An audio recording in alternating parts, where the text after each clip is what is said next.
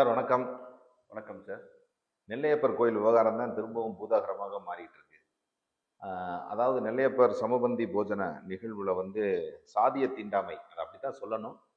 சாதிய தீண்டாமை பாகுபாடோடு நடந்ததாக நம்ம வீடியோ வெளியிட்டிருந்தோம். நிறைய பேர் அதை விவாதம் பண்ணியிருந்தாங்க. இப்போ தடாலடியாக அப்பாவு அவர்கள் என்ன செய்கிறாருன்னா ஒரு மறுப்பறிக்கையை வெளியிடுறார். அதோடு இல்லாமல் இதற்கு காரணமாக இந்த செய்தியை வெளிக்கொண்டு வந்த ஊடகவியலாளர் மீது ஒரு வழக்கம் கொடுத்திருக்கிறாங்க கோயில் நிர்வாகம். இதை பற்றி என்ன சார், இது என்ன இந்த மாதிரி இவ்வளவு ஸ்ட்ராங்கா இதை எதிர்க்க வேண்டிய அவசியம் என்ன இருக்கு? இப்போ இந்த தகவல் எதுவும் தவறா? அப்படி ஒரு கேள்வி. இது அண்ணா பிறந்த நாளுக்காக இந்த போஜனத்தை நடத்துறாங்க, சமபந்தி விருந்துன்ட்டு. நீங்க நல்லா கவனிக்கணும்.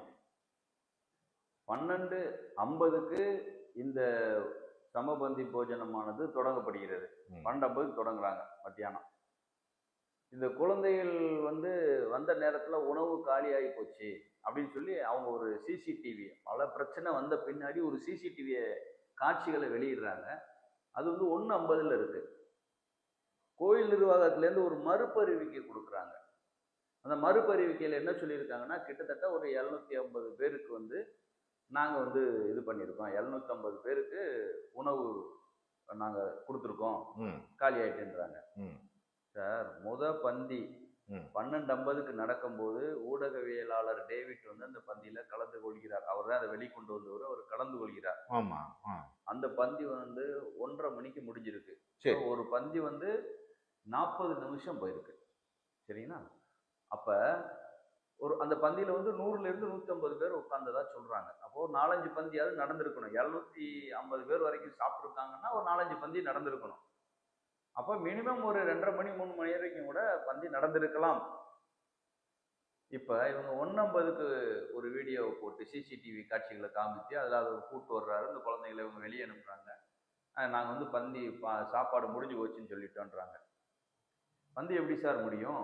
1 மணி நேரத்தில் 750 பேருக்கு இவங்க சாப்பாடு போட்டாங்களா? இவங்க ஏன் பந்தி நடக்கிற இடத்துல இருக்க வீடியோவை காட்டலை, சிசிடிவி காட்சிகளை காட்டலை? 12 மணிக்கு அந்த குழந்தைகள் அங்கே சாப்பாடு கேட்டு வர்றாங்க. முதல்ல தனியாக வந்திருக்காங்க. அவங்கள இவங்க அடிச்சு போடுவேன் ஓடுங்கன்னு சொல்கிறாங்க. அந்த குழந்தையோடைய பேட்டியில் பார்த்தீங்கன்னா அதான் சொல்லியிருக்கோம், அடிச்சிடுவேன் ஓடு அப்படின்னு சொல்லி விரட்டுறாங்கன்ட்டு. ஸோ அந்த வீடியோவையும் அவங்க காட்டலை. ஆனால் 12:50க்கு இவர் கூட்டு வரும்போது திருப்பி அனுப்புகிற வீடியோவை மட்டும் ஸ்பெசிஃபிக்காக காட்டுறாங்க. இது திட்டமிட்ட சதி. இதில் முதல்ல ஒரு விஷயத்தை தெரிஞ்சுக்கங்க. டேவிட் 12:50க்கு நடந்த பந்தியில் போய் சாப்பிட்றாருல, சாப்பிட்டுட்டு வெளியே போகும்போது தான் அந்த குழந்தைய பார்க்குறாரு. அந்த குழந்தைகள் ஓடியாந்து அவங்கள்ட்ட எனக்கு சாப்பாடு வாங்கி கொடுங்கன்னு சொல்லி கேட்குறாங்க. உண்மையிலேயே அந்த குழந்தைகள் இவர்கிட்ட சாப்பாடு வாங்கி கொடுங்கன்னு கேட்குறாங்கன்னா ஏற்கனவே மறுக்கப்பட்டு விட்டது, உள்ள விட மறுத்திருக்காங்கன்னு அர்த்தம். ஏற்கனவே ஒரு அட்டம்ப்ட் நடந்திருக்குன்ட்டு. அதனால தான் இவரை பார்த்த உடனே ஓடி வர்றாங்க. இவர் இந்த நரிக்குற புறவர் மக்களுக்கு இருக்காருங்களா, அவங்களுக்கு ஏதாவது ஹெல்ப் பண்ணிக்கிட்டே இருப்பாரு. அதனால அந்த குழந்தைகளுக்கெல்லாம் இவரை தெரியும். ஓடி வர்றாங்க. இவரு எதேச்சியா சாப்பிட போறாரு. இவர் வெளியே போகும்போது அந்த குழந்தைங்க ஓடி வர்றாங்க. இது திட்டமிட்ட நிகழ்வு கிடையாது. இவர் கேஷுவலா வர்றாரு. இவருக்கு என்ன சார் இருக்க போது அந்த அந்த கோவில் நிர்வாகத்தின் மேலையும் இல்ல திமுக அரசாங்கத்தின் மேலையும் இவருக்கு என்ன வெறுப்பு இருக்க போகுது? ஒரு ஊடகவியலாளர் இவருக்கு என்ன சார் வெறுப்பு இருக்க போகுது? சபாநாயகர் மேல இருக்க போதா, இல்ல ஈஓ மேல இருக்க போதா, இல்ல அவங்க இவங்க மேல இணை ஆணையர் மேல இருக்க போதா? யாரு மேலேயும் இருக்க போறது கிடையாது. இவர் சாப்பிட்டுட்டு வெளியே வர்றாரு. இந்த குழந்தைங்க ஓடி வர்றாங்க, எங்களை சாப்பிட விட மாட்டேன்றாங்க, கூட்டு போங்கன்னு சொல்றாங்க. அப்ப இது 2 எதேச்சா நடந்தது. அதுக்கு முன்னாடி ஒரு நிகழ்வு நடந்திருக்கு, சாப்பிட விட மாட்டேக்காங்க அப்படின்ற ஒரு நிகழ்வு நடந்திருக்கு. அந்த குழந்தைங்க போயிருக்காங்க. அந்த சிசிடிவி நீங்க ஏன் வெளியிடல? அப்ப இதுல கிளியராவே உங்களுக்கு தெரியுது, மிகப்பெரிய சாதிய வன்கொடுமை நடந்திருக்கிறது. போலி பிசிஆர் நடந்திருந்தால் அதுக்கு எதிராக நாங்க போராடிட்டு இருக்கோம். அதே நேரத்துல எங்க உண்மையிலேயே தீண்டாமை நடந்தாலும் அது உண்மையிலேயே கருவு இருக்குன்னு சார். தேவர் அவர்கள் எங்களுக்கு சொல்லிக் கொடுத்த பாடம் அதுதான். இப்ப இந்த குழந்தைகளை கூட்டு போறாரு, இவங்களை ரிஜெக்ட் பண்றாங்கல்ல. சார், இவங்க அந்த சாப்பிட்டுட்டு இருக்காங்கன்னு சொல்றாரு, நான் போன டைம்ல சாப்பிட்டுட்டு இருந்தாங்கன்ட்டு. இதெல்லாம் கூட விட்டுருங்க சார். ஒரு கோயில்ல பசின்னு பிள்ளைங்க வர்றாங்க சார், ஒரு வாழைப்பழம் இருக்காதா சார்? கோயில்ல பிரசாதம் இருக்காதா சார்? அது பட்ட பகல்ல நட்டன்னு ராத்திரியா வந்துட்டாங்க, கொடுத்து அனுப்பணுன்ற ஒரு இங்கிதம் தெரிய வேணாமா? ஒரு இங்கிதம் தெரிய வேணாமா சார்? இதை போய் மூடி மறைக்கிற மாதிரி இந்த பிரச்சனை தேசிய அளவுல கொஞ்சம் கொஞ்சமா பெருசாயிட்டே போகுது. இதை மூடி மறைக்கிற மாதிரி வந்து சபாநாயகர் அவர்கள் வந்து யாராவது எங்கேயாவது ஒரு குழந்தை வந்து இப்படி சோறு இல்லைன்னு சொல்லுவாங்களா? இல்லைன்னு சொல்லிட்டீங்களே, இல்லைன்னு சொல்லிட்டீங்களே, அதான பிரச்சனை. அவர் சொல்றது வந்து வியப்பா இருக்கு. அவருடைய வாயிலிருந்து இந்த மாதிரியான வார்த்தைகளை வந்து தமிழக மக்கள் எதிர்பார்க்கவில்லை. ஒரு ஒரு ஆசிரியர், ஒரு மூத்த அரசியல்வாதி, எல்லாரும் வந்து நேசிக்கக்கூடிய ஒரு ஒரு கட்சியில இருக்கக்கூடிய ஒரு நபர், அப்படிப்பட்ட ஒரு பெரியவர்கிட்ட இருந்து இந்த மாதிரி ஒரு வார்த்தைகளை வந்து நாங்கள்லாம் வந்து விரும்பலை. நேர்மறையா இருக்கணும். இதுல வந்து நடவடிக்கை தான் எடுக்கணும். தமிழக அரசானது தவறு செய்தவர்கள் மீது நடவடிக்கை எடுக்கணும். இணை ஆணையரை உடனடியா கைது பண்ணணும். அவங்க பண்ணல. இவங்க என்ன பண்றாங்க, கோயில் தரப்புல ஊடகவியலாளர் இதை வெளிப்படுத்திட்டார, வச்சு அடிக்கணும்டா அப்படின்ட்டு நேரே போய் கமிஷனர்கிட்ட போய் கம்ப்ளைண்ட் கொடுக்காங்க.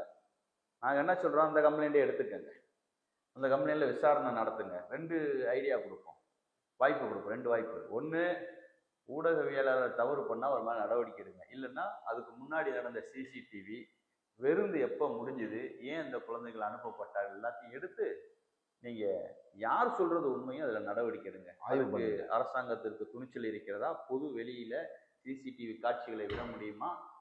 இப்போ ஊடகவியலாளரை வந்து அரசு வந்து மிரட்டுது. அந்த இவங்க மிரட்டுறாங்க, நெல்லையப்பர் கோயில் நிர்வாகம் மிரட்டுறாங்க, திமுகவில் அரசியல்வாதிகள் மிரட்டுறாங்க. இப்போ ஊடகவியலாளர் என்ன சொல்றாரு, இந்த ஒரு படத்துல வடிவேல் வந்து ஆட்டை களவாண்டியான்னு ஒருத்தர் வந்து கேட்டுக்கிட்டு இருப்பான்.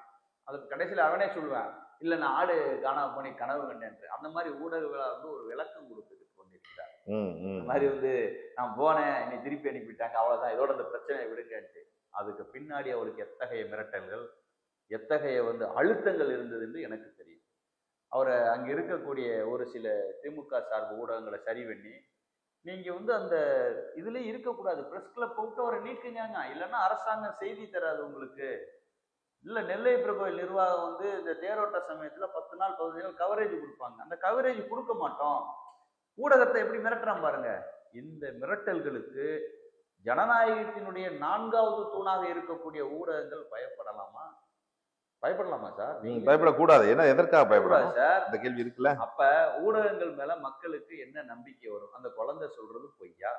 அந்த குழந்தைக்கு வந்து டேவிட் வந்து ட்ரைனிங் கொடுத்து கூப்பிட்டு வந்தாரா? அது ஒரு அர்த்தம் இருக்குன்னு சார். இது வந்து clear case of communal atrocity. இதுல வந்து கண்டிப்பா வந்து நடவடிக்கை எடுக்கணும். நடவடிக்கை எடுக்கல அப்படின்னா சமூக நீதி அப்படின்னா இவங்க யாருமே பேசக்கூடாது சார். இவங்க யாருமே பேசக்கூடாது சார். இவங்க என்ன சார் சமூக நீதி பற்றி சமூக நீதி அரசுன்னு சொல்றது? இது பேசவே கூடாது. சபாநாயகர் அவர்களை உண்மையிலேயே நான் வந்து வன்மையான கண்டனங்களை அவர்களுக்கு எதிராக பதிவு செய்கிறோம். அவர் இந்த குழந்தைக்கு ஆதரவு தெரிவிக்காமல் பேசுறதே தவறு. கோயில்ல வந்து அதை வந்து ஒரு தீண்டாமைக்கின்ற களமாக பயன்படுத்திய அந்த அதிகாரிகளை, நிர்வாகத்தை வந்து வன்மையா கண்டிக்கிறோம். அவர்கள் கைது செய்யப்பட வேண்டியவர்கள். தம்பி டேவிட்டுக்கு வந்து உண்மையிலே என்கிற பாராட்டுதலை தெரிவித்துக் கொள்கிறோம். காவல்துறையானது, அங்க இருக்கக்கூடிய கமிஷனர் அற்புதமான மனிதர். இதுல நீதி விசாரணை நடத்தி உரிய தண்டனையை தவறு செய்தவர்களுக்கு வாங்கி கொடுக்கணும். அதை விட்டு மீடியாக்களை மிரட்டுறது, மீடியாக்கள் அந்த வச்சிருக்கக்கூடிய அந்த சங்கத்திலேருந்து ஒருத்தரை தூக்குவேன்னு சொல்லி மிரட்டுறது எல்லாம் வந்து ஏற்புடையதல்ல. மீடியாக்கள் வந்து உண்மையிலே சொல்றேன் சார், எது நியாயமோ அதை போடுங்க. அன்னைக்கு பார்த்தா எல்லா செய்தியிலுமே மேயர் அவர்கள் கொடுத்த விளக்கம் வருது, மேயர் அவர்கள் கொடுத்த விளக்கம் வருது, அப்பாவு அவர்கள் கொடுத்த செய்தி வருது. ஆனால் நடந்த உண்மை வரல, டேவிட் தரப்புல என்ன சொன்னாங்கன்றது வரல. இதனாலதான் இந்த பிரச்சனை எழுந்ததுன்று வரல. ஏதோ டேவிட் ஒரு குற்றவாளி போலவும் அந்த சம்பவமே நடக்காத மாதிரியும் பூசி முழுக பார்த்துருக்காங்க. அந்த மாதிரியான ஊடகங்களுக்கு என்னுடைய வன்மையான கண்டனத்தை தெரிவித்துக் கொள்கிறேன். இது வந்து மிக மிக மிக தவறான செயல். இந்த பிரச்சனையில பாதிக்கப்பட்ட சிறுவர் சிறுமியர்களுக்கு நீதி கிடைக்க வேண்டும். அது எங்களுடைய நேதாஜி சுபாஷினுடைய கோரிக்கை சார். இப்போ இந்த நீதி கிடைக்க வேண்டும்னு சொன்னதுனால இன்னொரு ஒரு கேள்வி உங்கள்கிட்ட. அதாவது மடப்புறம் காவலாளி அஜித் அவர்களுடைய லாக்அப் டெத்து, அப்படித்தான் அதை சொல்லணும்.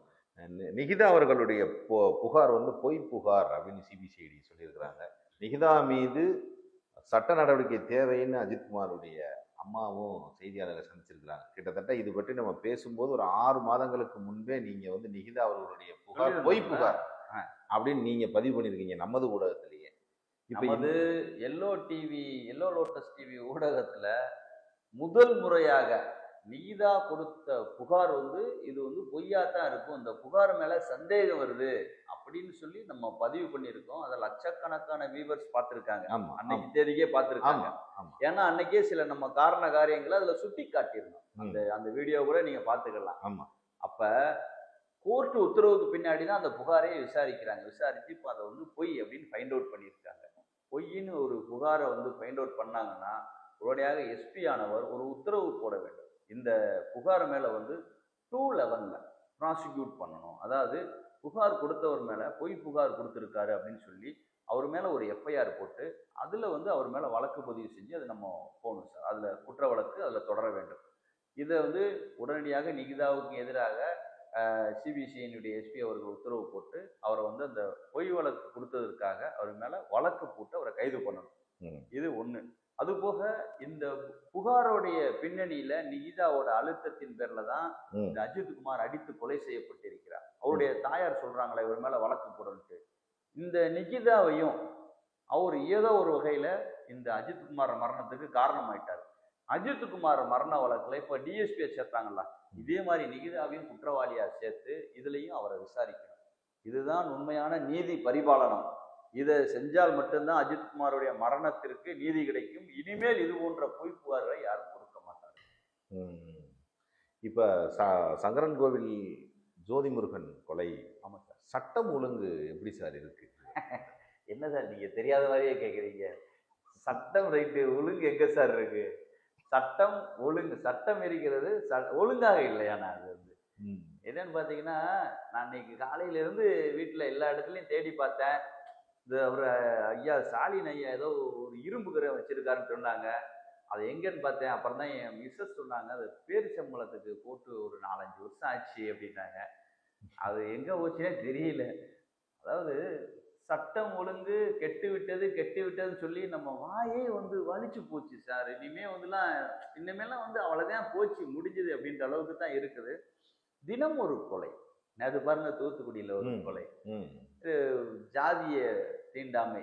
அதே போல எங்க பாருங்க, சங்கரன் கோயில்ல வந்து ஜோதி முருகன் கொலை. ஜோதி முருகன் கொலையெல்லாம் வந்து இது ஒரு ஒரு ஒரு குரூப்பா சண்டை போட்டிருக்காங்க சார். சண்டை போட்டதுல வந்து இன்னொரு சமூகத்தை சேர்ந்தவங்களை வந்து இவங்க அடிச்சதா சொல்றாங்க. எப்பன்னா ஒரு 1.5 வருஷம் இருக்குமா. 1.5 வருஷம் கழிச்சு இந்த ஜோதி முருகன் தரப்புல ஒரு முக்கியமான நபரை எப்படியாவது நம்மளும் திருப்பி தாக்கணும்னு சொல்லி ஒரு குரூப் வந்ததாகவும், அவங்க கிடைக்காதனால ஜோதி முருகனை வந்து இவங்க வெட்டிட்டு போயிட்டதாகவும் இந்த சம்பவத்தை சொல்றாங்க. ஒரு இளைஞர் இவர் ஜோதி முருகன் அந்த முதல் சம்பவத்துல ஒரு ஆளா இருந்தாரு. அவர் வந்து முதன்மையான குற்றவாளி கிடையாது, ஒரு ஆளா இருந்தாரு அப்படின்ற மாதிரி தான் சொல்றாங்க.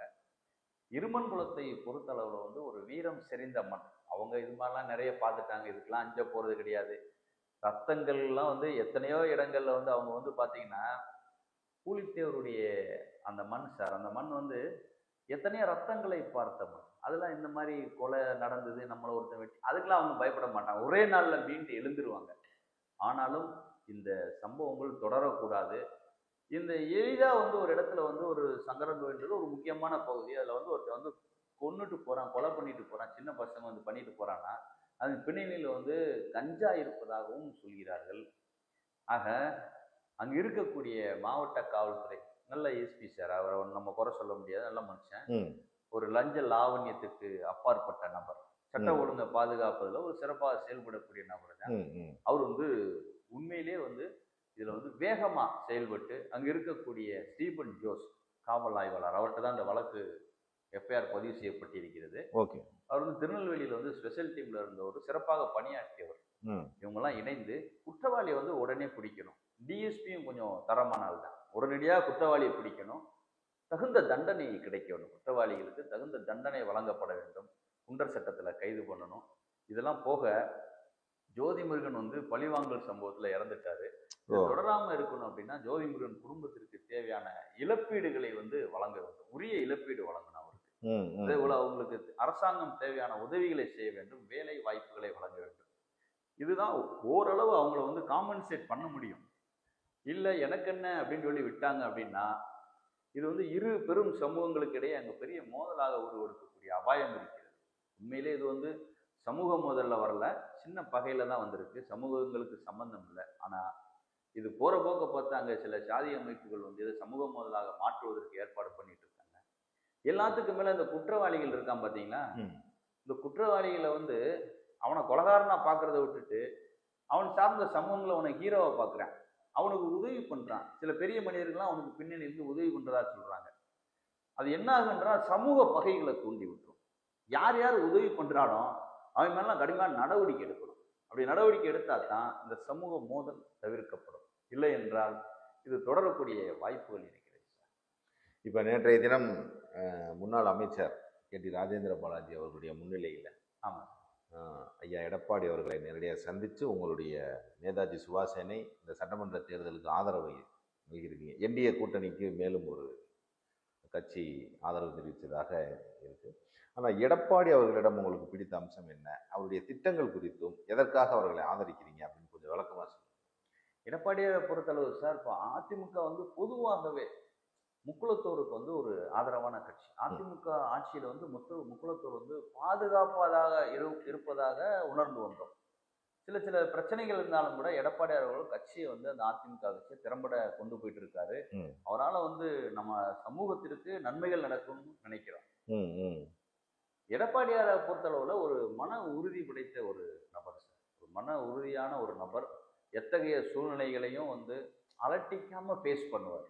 பிஜேபியை டீல் பண்றதா இருக்கட்டும், கூட்டணி கட்சியினரை எதிர்கொள்வதாக இருக்கட்டும், பெரிய பெரிய பிரச்சனைகளை ஹேண்டில் பண்றதா இருக்கட்டும், மக்கள் பணிகள் எல்லாம் ஒரு சமரசமே ஆகுறது கிடையாது. மக்களுக்கான நன்மை கிடைக்குது அப்படின்னு சொன்னா சமரசமே ஆகுறது கிடையாது. உதாரணமா நம்ம சொல்லணும்னா நீட் தேர்வு. நீட் தேர்வு வந்து அதை ரத்துலாம் பண்ண முடியாது. அது பார்லிமெண்ட் ஏற்றின ஒரு சட்டம். அதை போய் ரத்து பண்ணதுக்கு சில பேர் வந்து இந்த குறிப்பா திமுக, நாங்கள் வந்து ஆட்சிக்கு வந்தோடனே ஒரே கையெழுத்தில் காலி பண்ணிடுவோம். இவரு எப்படி சார் காலி பண்ணுவார்? முட்டாள்தனமான ஒரு பேச்சு அதெல்லாம். நாங்கள் வந்து காலி பண்ணிடுவோம் அப்படின்னு கதை சொல்லிக்கிட்டு இருந்தாங்க. ஆனால் அறிவுபூர்வமாக அதில் செயல்பட்டது வந்து எடப்பாடியார். நீட் தேர்வு அறிவிக்கப்பட்ட உடனே ஒரு விஷயத்தை பண்ணார் சார். 7.5% இடஒதுக்கீடு அரசு பள்ளியில் பயிலக்கூடிய மாணவர்கள் உயர்கல்வி படிக்கும்போது 7.5% இடஒதுக்கீடை கொடுக்கணும் அப்படின்ட்டு ஒரு விஷயத்தை அவர் கொண்டு வந்தார். அது என்ன நன்மை அப்படின்னு பார்த்தீங்கன்னா, நீட் தேர்வு எழுதினா கூட அரசு பள்ளியில் படிச்சிருக்கவங்களுக்கு அந்த இடஒதுக்கீடு வந்து பொருந்திடும். ஏராளமான ஏழை மாணவர்கள் வந்து போயிட்டாங்க சார். திறமை வாய்ந்த திறமைக்கு தானே பரிசு கொடுக்கணும். திறமை வாய்ந்த மாணவர்கள் ஏராளமான பேர், கஷ்டப்பட்ட மாணவர்கள் போயிட்டாங்க. இதை வந்து நம்ம அன்னைக்கு இருக்கக்கூடிய நம்ம தமிழகத்தினுடைய ஆளுநர் வந்து கையெழுத்து போட மாட்டேன்ட்டார் அந்த மசோதால. ஆனால் எடப்பாடியார் துணிச்சலாக அவருக்கு இருக்கிற பவரை வச்சு அவர் அறிவிச்சு விட்டாரு. அதுக்கப்புறம் 3 நாள் கழிச்சு அதை கையெழுத்தாச்சு. எடப்பாடியார் வந்து அன்னைக்கு நம்ம NDA கூட்டணியில் இருக்கிறோம், பிஜேபி வந்து என்ன நினைக்குமோன்னு எதிர்பார்க்கல. மக்கள் பிரச்சனையில நான் சமரசமே ஆக மாட்டேன் அப்படின்னு சொல்லி அன்னைக்கு அறிவிச்சார் சார். நீங்க எத்தனையோ ஏழை குழந்தைகள் மருத்துவம் படித்துக் கொண்டிருக்கிறார். அது மிகப்பெரிய ஒரு வரலாற்று சாதனை சார். எந்த மாநிலத்திலும் பிஜேபி ஆளுகின்ற மாநிலத்தில் கூட, இல்ல காங்கிரஸ் ஆளுகின்ற, இல்ல கம்யூனிஸ்ட் ஆளுகின்ற, அல்லது வந்து இவங்க இருக்காங்க நம்ம அரவிந்த் கெஜ்ரிவால் அவர்கள் இருக்கக்கூடிய முதல்வராக இருக்கக்கூடிய மாநிலங்களில், மம்தா பானர்ஜி இருக்கக்கூடிய மாநிலங்களில் கூட இந்த மாதிரி அறிவிப்புகள் வெளியிட முடியல. எடப்பாடியார் வெளியிட்டார் சார். துணிச்சலா வெளியிட்டு ஆளுநரை பத்தி கூட எதிர்பார்க்காம வெளியிட்டு அதுக்கு வந்து அவர் அறிவிச்சதுனால இன்னைக்கு ஏழை எளிய மாணவர்கள் ஏகப்பட்ட பேர் மருத்துவம் படிக்கிறாங்க. மிகச்சிறந்த திட்டம். இது மாதிரி திட்டங்களை சமரசம் இல்லாம, சமரசமற்ற முறையில யாருக்கும் சமரசமாகாம நிறைவேற்றக்கூடிய திறமை வந்து, தைரியம் வந்து எடப்பாடியார் ஒருத்தருக்கு தான் இருக்கு. யார் வேணா என்ன வேணா சொல்லிட்டு போடும் சார்.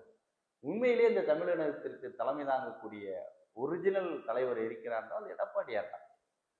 புரிதல் இல்லாம பேசுறாங்க சில பேர். இப்ப தென் மாவட்டங்கள் குறித்து உங்களுக்கு ஒரு பார்வை உண்டு.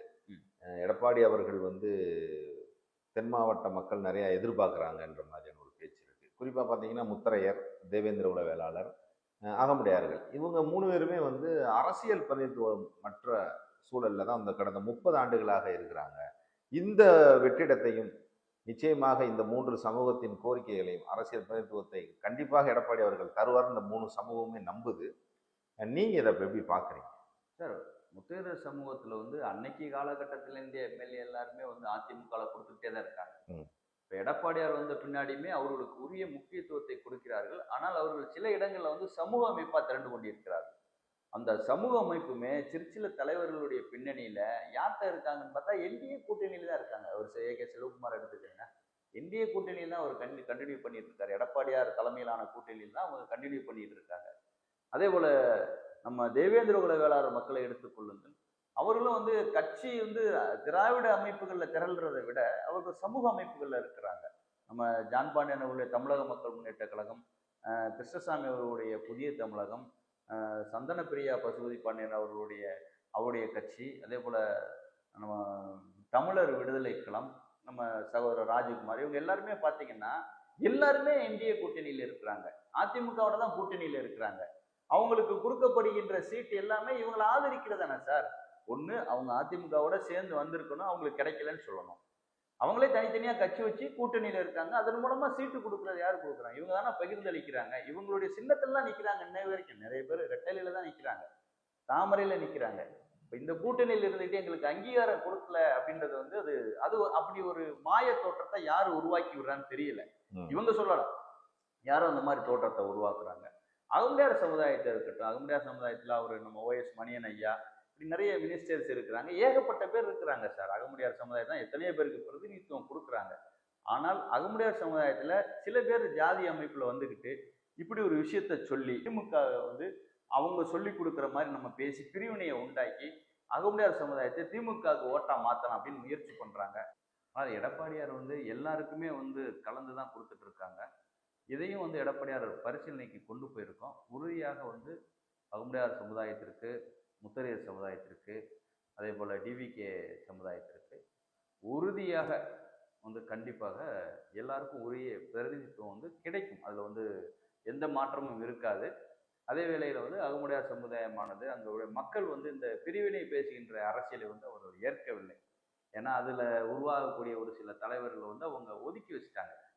அப்போ அது வந்து என்ன எதை காட்டுகிறதுனா பிரிவினையை வந்து அவர்கள் ஏற்கவில்லை. முக்குளத்தோர் தான், சும்மா இருகுலத்தோர்னு சில பேர் சொல்கிறான் பார்த்தீங்களா, அதெல்லாம் வந்து லட்சத்தில் ஒருத்தன் தான். அவன் சுயநலத்துக்காக சொல்கிறேன் அப்படின்றது வந்து அந்த சமூகம் புரிந்து கொண்டது. அதனால முக்குளத்தோர்ன்ற கான்செப்ட் தான் அது நிலைக்கும். எல்லாருமே ஒற்றுமையாக தான் இருக்கிறார்கள். அதே போல் இந்த 3 சமூகங்களுமே ஒருங்கிணைந்து செயல்பட்டால் ஆட்சி அதிகாரத்தை வந்து இந்த 3 சமூகங்களும் பிடிக்கிறது வந்து மிக எளிதாகிவிடும். பிரிந்து பிரிந்து கிடப்பது வந்து திமுகவுக்கு வந்து வழிவிடுற மாதிரி ஆயிடும். திமுகன்றது தீய சக்தி தானே, உங்களுக்கு தெரியாது. எடப்பாடி அவர்களுடைய திட்டங்கள் குறித்து சொல்லுங்க, அது உங்களுக்கு பிடித்தது. எடப்பாடியார் அவருடைய கொண்டு வந்த திட்டங்கள்ல வந்து எனக்கு பிடித்தது அப்படின்னு பார்த்தீங்கன்னா, குடிமராமத்து திட்டம். நிறைய திட்டங்கள் இருக்கு. அவர் கொண்டு வந்த திட்டங்கள் எல்லாமே வந்து முத்தான திட்டங்கள். இருந்தாலும் அவர் வந்து மிக மிக யோசிச்சு, அன்னைக்கு காமராஜர் அணை கட்டினார் பார்த்தீங்களா, இன்னைக்கு வரைக்கும் நம்ம அந்த தண்ணியை குடிச்சிட்டு இருக்கோம். அதே போல எடப்பாடியார் வந்து இந்த கிரவுண்ட் வாட்டருக்காக கொண்டு வந்த திட்டம் வந்து நிலத்தடி நீர் குறையக்கூடாது அப்படின்னு கொண்டு வந்த திட்டம் வந்து குடிமராமத்து திட்டம். ஆயிரக்கணக்கான கோடி ரூபாய்களை ஒதுக்கி வந்து ஊர்னியை பூரா வந்து சீரமைச்சாரு, வெட்டினாங்க. அதோட விளைவு என்னன்னா, எடப்பாடியார் ஆட்சி இருக்கும்போது குடிநீர் பஞ்சமே இல்லை. எங்கேயாவது இந்த குடத்தை தூக்கிட்டு வந்து மறியல் அந்த மாதிரிலாம் ஒரு சம்பவமே நடக்கலை. ஒருவேளை அப்படி நடந்திருந்தாலும் அதுக்கு பின்னாடி வந்து யாராவது கட்சிக்காரங்க, எதிர்கட்சிக்காரங்க யாராவது இருந்து செஞ்சிருப்பாங்க, வேணும்னு செஞ்சிருப்பாங்களே தவிர தண்ணீர் பஞ்சம் அப்படின்றது பெரிய அளவில் வந்து காணப்படவில்லை. ஆனால் அவர் அன்னைக்கு ஏற்படுத்தி கொடுத்த அந்த குடிமராமத்து பணிகள்னால இன்னைக்கு வரைக்கும் தண்ணி பிரச்சனை இல்லாமல் போயிட்டு இருக்கு. இப்போ திமுகவில் வந்து குடிநீர் திட்டங்களில் வந்து அவங்க வந்து ஜீரோ, எந்த திட்டங்களையும் சிறப்பாக நிறைவேற்றலை. அதோட விளைவு இன்னும் கொஞ்ச நாள் திமுக ஆட்சி இருந்ததுன்னா மறுபடியும் மக்கள் வந்து குடத்தை தூக்கிட்டு போகக்கூடிய ஒரு சூழ்நிலை ஏற்படும். அதே போல அதிக மெடிக்கல் காலேஜ் அதிமுகவினுடைய ஆட்சியில எடப்பாடியார் வந்து அதிக மெடிக்கல் காலேஜை வந்து தமிழகத்துக்கு கொண்டு வந்தவர். பல ஊர்களில் மெடிக்கல் காலேஜை திறந்தாங்க. இன்னைக்கு மருத்துவர்களுடைய எண்ணிக்கை வந்து சராசரியாக பார்த்தீங்கன்னா, நம்ம இந்தியாவில் இருக்கக்கூடிய மக்களின் எண்ணிக்கையும் அதுக்கு எவ்வளவு மருத்துவர்கள் தேவைன்றதையும் பார்த்தா தமிழகத்தில் மட்டும்தான் அது தன்னிறைவு பெற்ற அளவில் இருக்கிறது. மற்ற மாநிலங்களில் அது குறையாக தான் இருக்கிறது. எடப்பாடியார் வந்து அதிக மெடிக்கல் காலேஜை கொண்டு வந்த பெருமை வந்து எடப்பாடியார் ஆட்சியார். அது மிகப்பெரிய ஒரு சாதனை சார். அதே போல் அந்த ஏழை எளிய குழந்தைகள், அரசு பள்ளியில் படிக்கக்கூடிய குழந்தைகளுக்கு உயர்கல்வியில் வந்து 7.5% இடஒதுக்கீடு, அதெல்லாம் நீட்டை துவம்சம் பண்ணது. இவங்கெல்லாம் என்ன சார், ஒரு ஏதோ வாய்க்கு வந்தபடி நீட்டை வந்து நாங்கள் ஒரே கையெழுத்தில் ரத்து பண்ணுவோம், இவர் ஏதோ பார்லிமெண்ட் மாதிரி குடியரசுத் தலைவர் மாதிரி இஷ்டத்துக்கு சொல்லிக்கிட்டு இருக்காங்க இங்கே இருக்கக்கூடிய திமுக காரங்க. ஆனால் அன்றைய காலகட்டத்தில் எடப்பாடியார் வந்து புத்திசாலித்தனமாக அதனை யோசித்து அந்த இடஒதுக்கீடை வந்து அறிமுகப்படுத்துவார். இது தவிர வந்து அன்னைக்கு ஏற்கனவே எக்ஸிஸ்டிங்காக இருந்தக்கூடிய ஜெயலலிதா அவர்களுடைய திட்டங்களை வந்து கடுமையாக நடைமுறைப்படுத்தியவர். அம்மா உணவகமாக இருக்கட்டும், தாலிக்கு தங்கம் வழங்குவதாக இருக்கட்டும், லேப்டாப்பாக இருக்கட்டும், சைக்கிள் கொடுப்பதாக இருக்கட்டும், அத்தனை திட்டங்களையும் எடப்பாடியார் வந்து அருமையாக வந்து அதை வந்து செயல்படுத்தியவர் இல்லையா. இன்னைக்கு பார்த்தீங்கன்னா லேப்டாப் கொடுக்குறேன் சார், அடுத்த மாதம் இந்த மாதம் எலெக்ஷன் டிக்ளேர் பண்ணிடுவாங்க, போன மாதம் போய் லேப்டாப் கொடுத்துட்டு இருக்காங்க. இவங்க என்ன செஞ்சாங்க, 5000 ரூபாய் கொடுக்கணும் கவர்மெண்ட் 2019 சொல்றேன், 5000 ரூபாய் கொடுக்கணும் பொங்கலுக்கு அதிமுக அரசானது அப்படின்னு சொல்லி பெரிய லெவல்ல அதை விளம்பரப்படுத்தி போராட்டம் பண்ணாங்க. இன்னைக்கு தான் 2500 ரூபாய்க்கு திமுக அரசு வந்திருக்கிறது. ஆக எவ்வளவு பெரிய ஒரு மோசடி பாருங்க. அதிமுக ஆட்சியில் இருக்கும்போது 5000 ரூபாய் கொடுத்துடணுமா 2019லயே. இன்னைக்கு விலைவாசி எவ்வளவு தூரத்துக்கு உயர்ந்திருக்கு. அப்ப இன்னைக்கு 10000 ரூபாய் கொடுத்துருக்கணும்னா திமுக அரசு, இன்னைக்கு தான் 2000 ரூபாய்க்கு வந்திருக்கேன். இங்க இருக்கக்கூடிய பெண்களுக்கு நான் உதவித்தொகை 1000 ரூபாய் அறிவிப்பேன் சொல்லி அதே 3 வருஷம் கழிச்சு கொஞ்சம் கொஞ்சமா கொடுத்து இன்னைக்கு தான் மிச்சம் உள்ளவங்களெல்லாம் தேடிட்டு இருக்கான். நிறைய பேருக்கு 1000 ரூபாயை கொடுத்து விட்டு அந்த 1000 ரூபாய்க்கு வந்து 10,000 ரூபாய் 15,000 ரூபாய் வந்து டாஸ்மாக் மூலமா பிடிக்கிறான். மதுவை ஒழிப்போம்னா இங்க பாத்தீங்கன்னா வந்து பிரைவேட் பாரோட எண்ணிக்கை வந்து ஒருவேளை வந்து அந்த மதுவை ஒழிப்போன்றது வந்து அரசு பார்களை ஒதுக்கி விட்டு பிரைவேட் பார்களை அதிகப்படுத்தும்ன்ற இடத்துல சொல்லியிருப்பாங்கன்னு நினைக்கிறேன். நிறைய எக்கச்சக்கமா போயிட்டு இருக்கு, தெருவுக்கு தெரு பிரைவேட் பார் இருக்கு. எல்லாமே இப்ப யார் நடத்துறான்னு உங்களுக்கு அழகா தெரியும். உங்களுக்கு திமுகவை சேர்ந்த புள்ளிகள்லாம் பிரைவேட் பார் நடத்துறேன். மைனிங்ல கொள்ள அங்க ஊழல். அதே போல கல்குவாரி, இன்னைக்கு திமுக காரன் வந்து கல்குவாரி வச்சு பயங்கரமா கொள்ளையடிச்சு அவன் என்ன செய்யறான்னா, குவாரி உரிமையாளர்லாம் என் தொகுதிக்கு நான் செலவு பண்ணிக்கிறேன், மற்ற தொகுதிகளுக்கும் பண்றேன்றான். அப்படி சொல்லும் போது திமுக அரசு கனிம வள கொள்ளை எப்படி கட்டுப்படுத்தும்? நல்லாடி நீ தொகுதியை பார்த்துக்க, கட்சிக்கும் கொடு, இப்படிதானே சார் கேட்பேன்.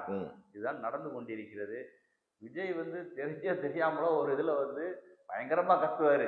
பார்த்தா நம்மலாம் வந்து பைத்தியம் முடிச்சுட்டு நினைக்கிறோம். தீய சக்தி திமுக, தீய சக்தி தீய. ஒரு மனுஷனுக்கு மனசுக்குள்ள எவ்வளவு வெறுப்பு இருந்தா தீய சக்தி தீய சக்தின்னு முக்கிய முக்கிய கத்துவாரு சார்.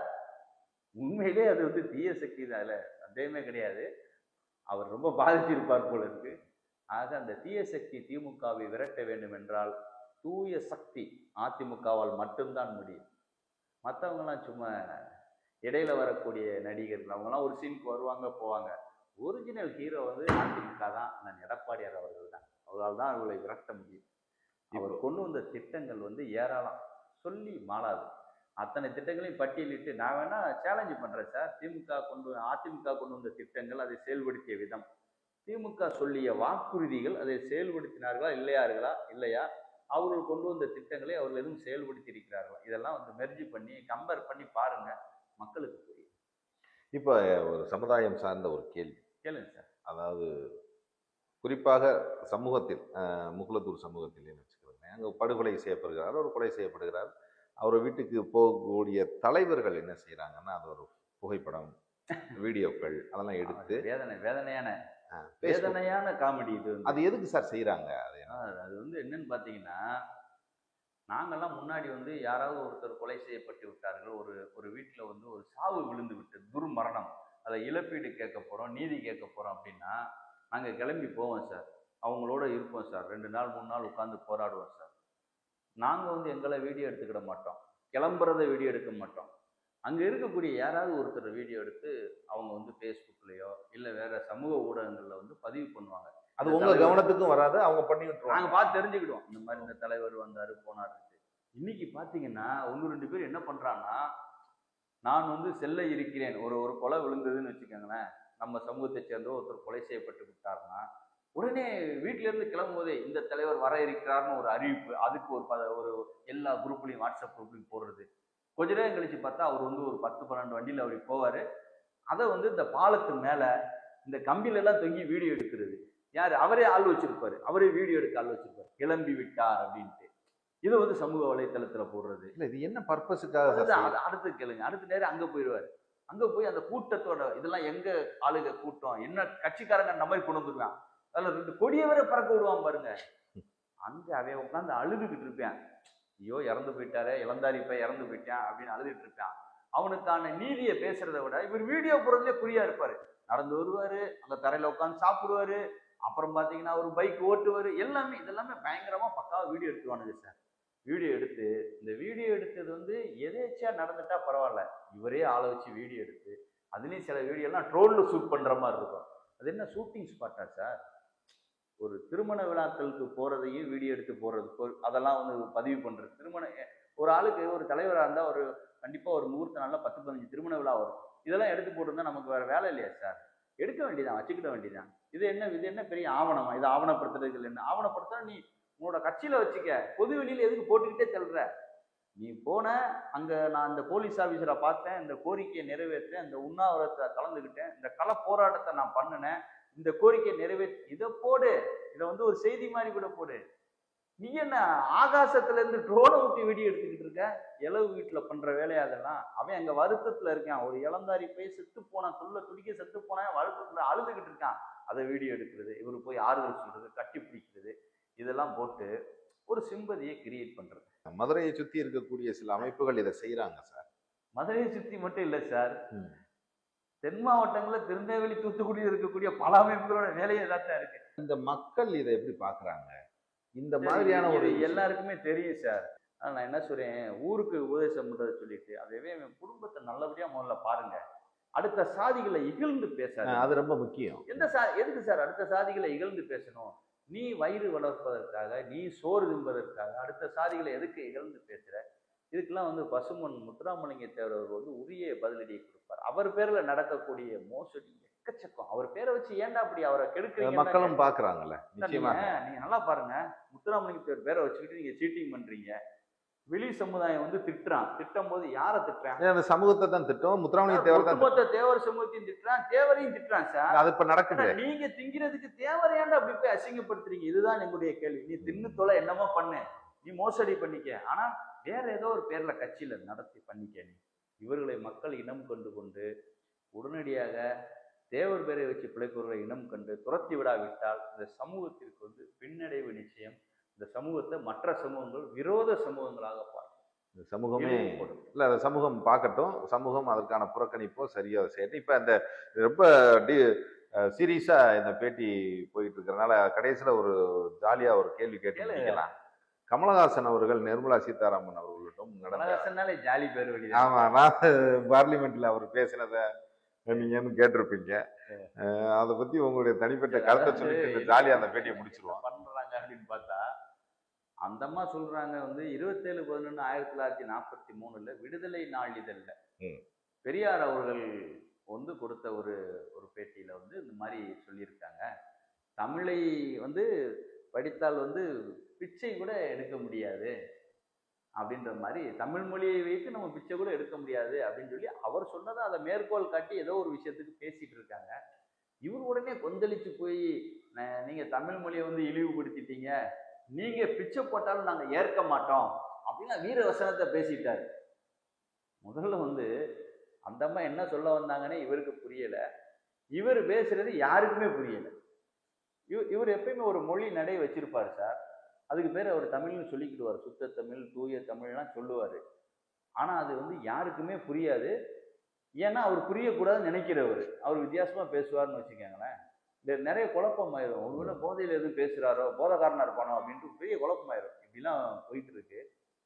இவர் எம்பி பதவி தேர்தலில் நின்று ஜெயிச்சு வந்தாரா? அது யாரிடம் பெற்ற பிச்சை முதல்ல.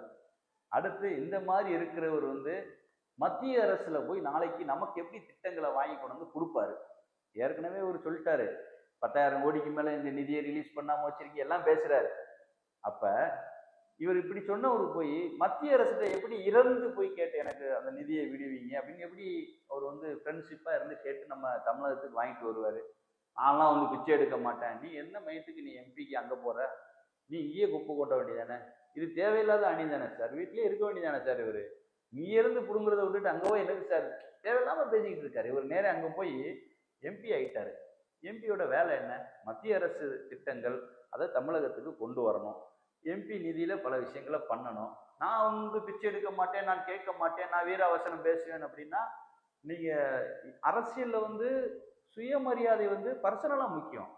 மக்களுக்கு நிதி வாங்கி கொடுக்கறதையும் நான் சுயமரியாதையா இருப்பேன் அப்படின்னு சொன்னா அது வந்து தேவையில்லாத விஷயம். இது என்ன ஆகும் அப்படின்னு பாத்தீங்கன்னா, இவர் மக்களுக்கு செய்கின்ற துரோகம்.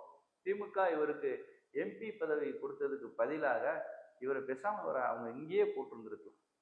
இவருக்கு எந்த இதுவுமே கொடுக்காம இவரை பேசாம விட்டுருந்தாங்கன்னா தமிழகமாவது நிம்மதியா இருந்திருக்கும். பார்லிமெண்ட்ல வந்து லட்சக்கணக்கான மணித்துளிகள் இது வரைக்கும் பார்லிமெண்ட் நடந்திருக்கு. இவருக்கு கொடுத்த 10 நிமிஷம் வந்து ஆக வேஸ்ட் சார், அட்டர் வேஸ்ட். இந்த 10 நிமிஷத்தை ஒரு புரோஜனமா பயன்படுத்தாம தமிழக நன்மைகள் எது எது, தமிழக திட்டங்களுக்கு நீங்க உதவி பண்ணுங்கன்னு எந்த கோரிக்கையும் வைக்காம அந்த அம்மாட்ட போய் சண்டை கட்டிட்டு இருக்காரு. தேவையில்லாத வேலை சார், புரிதலே இல்லை. அந்த விவாதமே வந்து டிஸ்டர்ப்.